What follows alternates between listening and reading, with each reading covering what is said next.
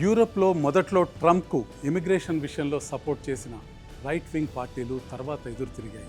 జర్మనీలో alternative for Germany పార్టీకి చెందిన ఆలిస్ వీడెల్, ఇటలీలో లీగ్ పార్టీ లీడర్ మాటియో సాల్విని, ఫ్రాన్స్లో నేషనల్ ర్యాలీ నేత మరిన్ లేపెన్ ట్రంప్కు రివర్స్ అయ్యారు. ట్రంప్ గ్రీన్లాండ్ ఆక్రమణ అనగానే నేషనలిస్ట్ సావరెంటీ పేరుతో ట్రంప్ను వ్యతిరేకించడం మొదలుపెట్టారు. సావరెన్ కంట్రీ అయిన వెనిజువెలా అధ్యక్షుడు మధురోను ఆయన భార్యను అరెస్ట్ చేసి ఇంటర్నేషనల్ లాస్ను తుంగలో తొక్కాడు ట్రంప్. అమెరికా ఖండకావరాన్ని మిత్రదేశాలు సైతం ఖండించాయి. సెకండ్ వరల్డ్ వార్ తర్వాత వరల్డ్ పీస్ ప్రోగ్రెస్ కోసం ఏర్పడిన ఇన్స్టిట్యూషన్స్ అన్నిటినీ నిర్వీర్యం చేశాడు ట్రంప్. యుఎన్ఓను లెక్క చేయని ట్రంప్ దాని అనుబంధ విభాగాలన్నింటికీ ఫండ్స్ నిలిపివేశాడు. వరల్డ్ వైడ్గా పేదరిక నిర్మూలన, ఫైనాన్షియల్ గ్రోత్ కోసం పనిచేస్తున్న United States agency for international డెవలప్మెంట్కు ఫండ్స్ కట్ చేశారు.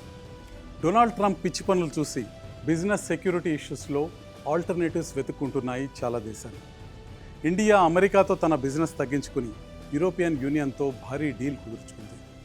బ్రిటన్ లాంటి కంట్రీస్ కూడా అమెరికాను నమ్ముకోవటం కన్నా చైనా బెటర్ అని జిన్పింగ్తో అగ్రిమెంట్స్ చేసుకుంటున్నాయి.